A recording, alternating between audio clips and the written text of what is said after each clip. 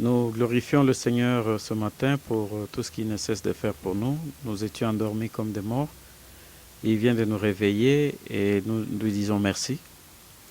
Nous avons l'occasion de nous remettre entre ses mains pour que la journée puisse nous être favorable. Je vais vous prier de prendre quelques instants pour une prière. Notre Père, notre Dieu, merci pour tout ce que tu ne cesses de faire pour nous. Nous sommes tes enfants, sans toi nous ne pouvons rien. Il est temps, Seigneur, que nous puissions vaquer à nos occupations, mais ne nous laisse pas seuls, car sans toi nous ne pouvons rien. C'est cela ta parole. Inspire-nous par ton esprit ce matin et que toute notre journée soit une bénédiction pour nos familles, pour ton Église, pour notre nation.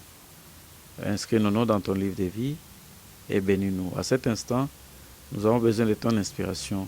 Parle à nos cœurs et transforme-nous. Au nom de Jésus. Amen.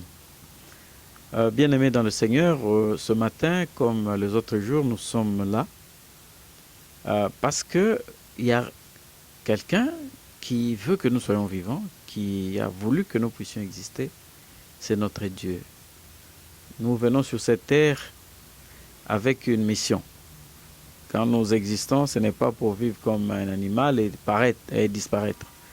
Mais nous vivons parce que le Seigneur veut que nous puissions porter du fruit et que ce fruit puisse bénéficier à la communauté des enfants de Dieu et à la nation. Nous sommes nés dans ce pays qui s'appelle la RDC.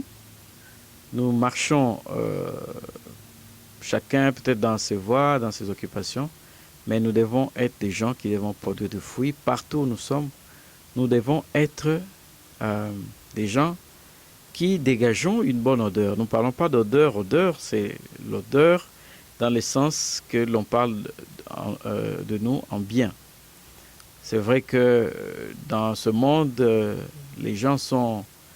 il y a des méchants qui ne voudraient pas qu'il y ait la paix, mais en ce qui vous concerne, en ce qui nous concerne, faisons en sorte de porter des fruits favorables. Ce matin, nous allons exploiter un sujet. Ce sujet qui va nous inspirer durant tout notre parcours pendant cette journée. C'est souvent quand nous avons des besoins, quand nous avons des difficultés, quand nous avons des aspirations profondes, nous avons besoin d'une guérison, nous avons besoin de résoudre un problème de dette, nous avons besoin de payer le loyer, nous avons beaucoup d'aspirations. Maintenant, nous disons que peut-être la solution viendra quand nous allons faire ceci ou cela. Et des fois, nous faisons ce que nous voulons, nous nous débattons, mais la solution, des fois, n'est pas là. Alors, bien-aimés, les enfants de Dieu, quelque part, ils se rappellent que non, même si par moi-même, je ne parviens pas à avoir la solution, mais il y a quelqu'un qui veille. Quelqu'un qui peut m'apporter une solution au-delà de ce que je peux imaginer. Mais comme un prophète Michée, qui était aussi dans ce genre de questionnement, il s'est posé des questions, nous commençons à nous dire dans quelle posture nous devons être devant le Seigneur pour que notre prière puisse être agréée. Est-ce qu'il suffit de dire, de prononcer sa prière et que cela sera agréé? Est-ce que faut-il amener une offrande? Est-ce que faut-il être à genoux? Est-ce que faut-il être enfermé dans un coin? Faut-il jeûner? Ainsi de suite. Donc, ce sont des questionnements qui nous viennent quand nous avons besoin d'obtenir quelque chose du Seigneur et nous n'avons pas d'autre choix. Voilà un peu dans le livre de Michée au chapitre 6, comme à partir du verset 6. Michée, chapitre 6, verset 6.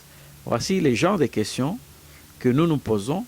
Et le prophète de Dieu, Michée, avait également eu à se poser ces questions. Mais il y aura une réponse juste après. Suivez. Avec quoi me présenterai-je devant l'Éternel pour m'humilier devant le Dieu très haut? Avec quoi? Me présenterai-je avec des holocaustes, avec de veaux d'un an? Avec quoi me présenterai-je devant l'Éternel? Est-ce avec une offrande? L'Éternel agréera-t-il des milliers de béliers, des myriades de torrents d'huile? Est-ce que l'Éternel agréera une offrande qui est faite, une grande offrande? Donnerai-je pour mes transgressions mon premier-né, pour le péché de mon âme le fruit de mes entrailles? Donc, parce que j'ai péché, me faut-il un sacrifice humain, c'est-à-dire mon enfant, pour que l'Éternel puisse effacer mes iniquités? Voilà un peu une série de questionnements, de questions que nous nous posons parce que nous nous disons il faut que nous soyons dans des bonnes dispositions devant Dieu. Il y en a qui estiment qu'il faut absolument jeûner pour que l'Éternel puisse répondre. Mais il y en a qui estiment qu'il suffit de prononcer une prière et l'Éternel va l'entendre. Il y en a qui pensent qu'il faut être dans la maison de Dieu. Il y en a qui pensent qu'il faut faire un grand sacrifice pour être écouté de Dieu. Bien-aimés dans le Seigneur, la réponse n'est pas loin. Notre Dieu a tout mis dans sa parole. C'est vrai, il faut se poser la question parce que si vous y allez, vaille que vaille, pour obtenir la réponse de Dieu, bien-aimé, vous aurez peut-être tapé à côté. Donc, il faut être dans les dispositions que le Seigneur le veut. Au verset 8, voici la réponse que Dieu nous donne. On t'a fait connaître, ô homme, ce qui est bien et ce que l'Éternel demande de toi. Voilà. On t'a fait connaître, mon frère, on t'a fait connaître, ma sœur, ce qui est bien et ce que l'Éternel demande de nous. C'est que nous puissions pratiquer la justice, la Bible dit, c'est que tu pratiques la justice, que tu aimes la miséricorde et que tu marches humblement avec ton Dieu. Bien-aimé dans le Seigneur, la réponse est là. On t'a fait connaître, mon frère, on t'a fait connaître, ma sœur, ce qui est bien et ce que l'Éternel demande de nous. Nous citons, nous devons pratiquer la justice. Qu'est-ce que la justice? La justice, quand vous entendez chaque instant le mot justice, quand nous entendons à chaque instant le mot justice, cela veut dire qu'il y a une loi quelque part. Cela veut dire qu'il y a des normes à respecter quelque part et nous devons marcher selon ces normes. Il n'y a pas autre chose. Il faut être correct devant le Seigneur en observant sa loi, ses commandements. Il faut être correct devant le Seigneur en observant ce qu'il nous a prescrit. Bien-aimé dans le Seigneur, vous allez me dire, mais comment est-ce que quelqu'un va-t-il savoir qu'il est dans le bon? Mais il suffit de faire ce qu'il a commandé. Il n'y a pas 36 000 solutions. Vous êtes dans le besoin, vous êtes dans la difficulté, vous devez répondre rapidement, vous devez trouver une solution. Allez auprès de Dieu. La Bible dit, le Seigneur Jésus dit, entrez dans votre chambre, fermez votre porte, et votre Père qui est là, dans le secret, il va vous entendre. Mais vous vous posez la question, avec quoi me présenterai-je? Irai-je avec des offrandes? Irai-je avec des sacrifices? La réponse est là. Dieu est en train de nous dire, on t'a fait connaître, homme, femme, on t'a fait connaître ce que l'Éternel demande de toi. Ce qui est bien. Il dit que tu pratiques la justice. Bien-aimé dans le Seigneur, cela veut dire que nous puissions être obéissants à la parole de Dieu. Prenons un exemple simple. L'Éternel demande que nous puissions garder ses commandements. Il dit dans le livre de Deutéronome qu'il ne peut pas ne pas bénir celui qui observe ses commandements. Ça, ce C'est une loi qu'il a établie. Et dans le livre d'Ecclésiaste, la Bible dit clairement, crains Dieu et garde ses commandements. Voilà ce que doit tout homme. Quand un disciple est venu suivre un monsieur vient auprès de Jésus, il lui demande, Seigneur, que faut-il faire pour hériter la vie éternelle? Il dit, tu connais les commandements. Bien aimé, la justice de Dieu doit être avec nous. Le vol, la corruption, la prostitution, l'adultère, le meurtre, la transgression de son saint sabbat, l'idolâtrie et toutes les mauvaises choses, nous devons mettre de côté. Parce que c'est ce qui est bien, c'est ce que l'Éternel demande de nous. La suite, c'est quoi? Dans le verset 8, que tu aimes la miséricorde. Mon frère, ma soeur, la miséricorde, c'est quoi? La miséricorde, c'est faire ce qui est bien. C'est avoir un cœur large, ne pas être quelqu'un qui garde rancune. Tu dois être quelqu'un qui ouvre le cœur, même si on t'a blessé. Il faut pardonner. Même si on t'a fait du mal, il faut tout simplement laisser passer l'affaire. Dieu veut que nous ne puissions pas nous charger négativement, comme diraient les techniciens. Nous devons être corrects avec la justice, en suivant ce qu'il nous a commandé, mais au même moment, nous devons être bien. Nous devons être miséricordieux, quelqu'un qui a un cœur large, quelqu'un qui ne tient pas nécessairement à faire mal aux autres, ou bien avoir quelqu'un dans le mal, dans la souffrance, et l'abandonner. Le Seigneur demande que nous puissions être miséricordieux.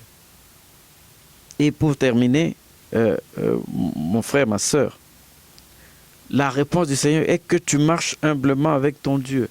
Que tu marches humblement avec ton Dieu. Bien-aimé, je sais que dans la nature de beaucoup d'entre nous, l'humilité, c'est pas quelque chose de bien.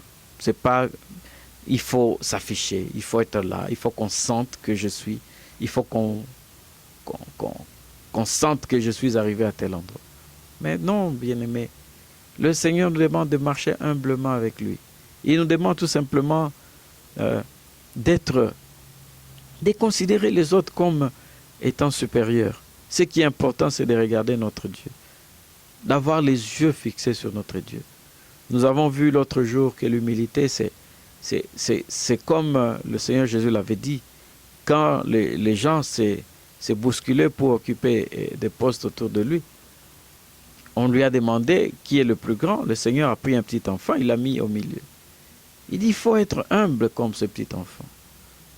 Mon frère, ma soeur, l'humilité, c'est quelque chose de très important. C'est quelque chose que Dieu demande.